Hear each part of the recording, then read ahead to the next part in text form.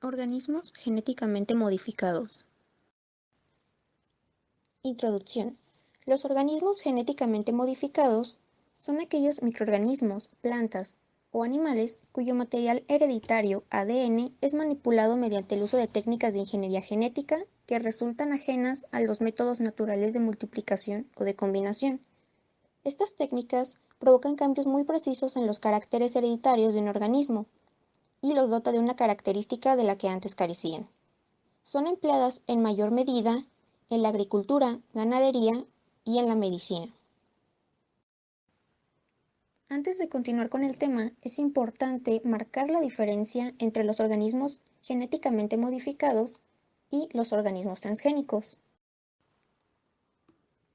Organismos transgénicos son aquellos a los que se les ha introducido un fragmento de ADN que proviene de otro organismo que no es sexualmente compatible. Se pueden distinguir tres tipos de organismos transgénicos producidos en la actualidad. Los microorganismos transgénicos, que son levaduras, hongos y bacterias. Los animales transgénicos, que suelen estar destinados al uso del laboratorio. Y las plantas transgénicas. Antecedentes. Los primeros experimentos con organismos genéticamente modificados fueron realizados a principios de la década de 1970, cuando los conocimientos acerca de la molécula de ADN y la técnica de manipulación de genes individuales por medio de instrumental de gran precisión fueron suficientes para permitir la introducción de fragmentos de código genético en el núcleo de las células de plantas y animales. En 1973, un grupo de investigadores construyó in vitro un plásmido que confería resistencia a diferentes antibióticos. En el año 1978, la compañía Genentech, fundada por Herbert Boyer, logró producir una bacteria genéticamente modificada para fabricar insulina. En la década de 1980 comenzó la investigación en cultivos para lograr resistencia a condiciones climáticas adversas y plagas. Otro aspecto muy importante es el surgimiento de cultivos mejorados, pues, como sabemos, en el proceso de domesticación de cultivos vegetales, los rasgos deseables siempre son seleccionados. Estos son seleccionados de las numerosas modificaciones genéticas al azar que ocurrían en cada generación de cultivo. Este proceso llevó a este surgimiento.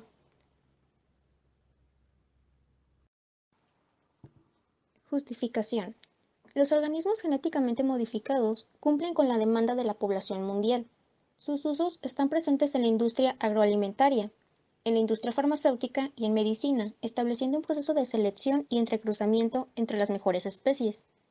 Uno de los aspectos más importantes en la actualidad es la modificación genética en los cultivos, pues el ser humano los ha domesticado para suplir las demandas de alimentos, piensos, fibra y combustibles empleando mayor tiempo de producción, y esto justifica la necesidad de emplear otras técnicas que consuman menor tiempo en lograr la obtención de variedades mejoradas que suplan las necesidades de la población mundial.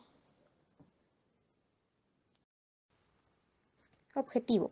Conocer y comprender las técnicas empleadas en los organismos genéticamente modificados, teniendo un enfoque en el mejoramiento de los cultivos, así como sus aplicaciones en la agricultura, principales ventajas y desventajas.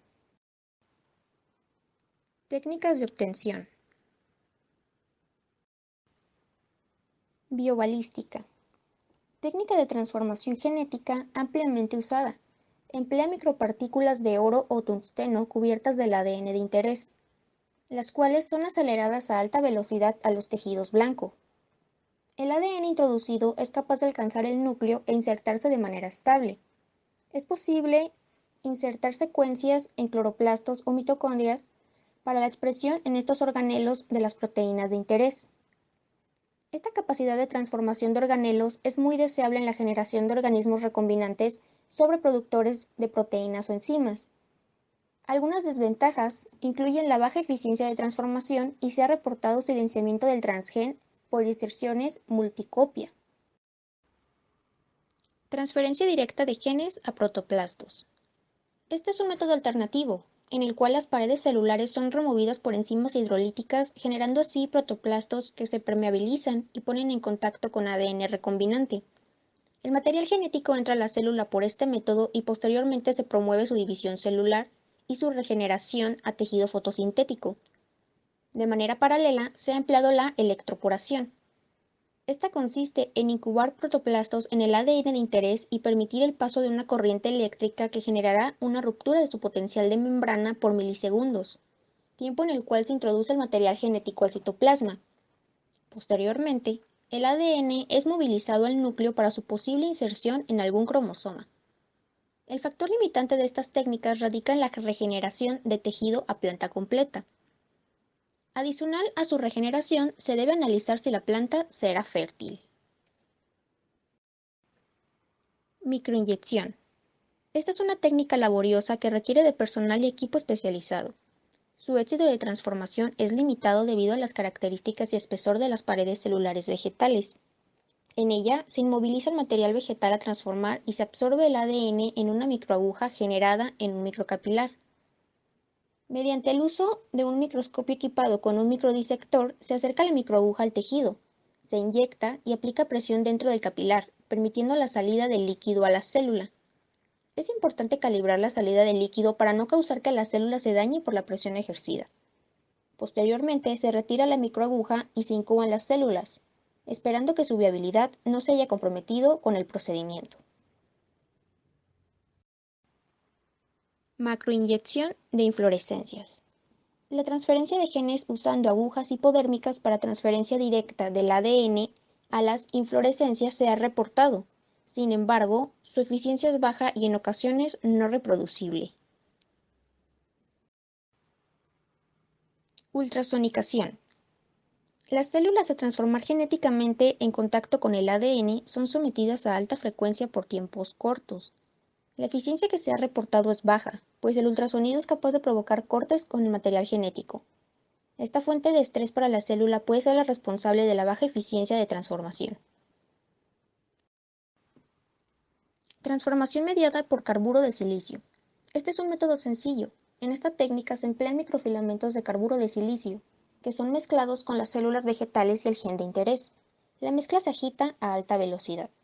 En el proceso, los microfilamentos se inyectan a las células y permiten el ingreso del ADN. Su principal desventaja es el daño de las células y la baja eficiencia de transformación debido a que no se puede controlar la entrada de los microfilamentos a las células.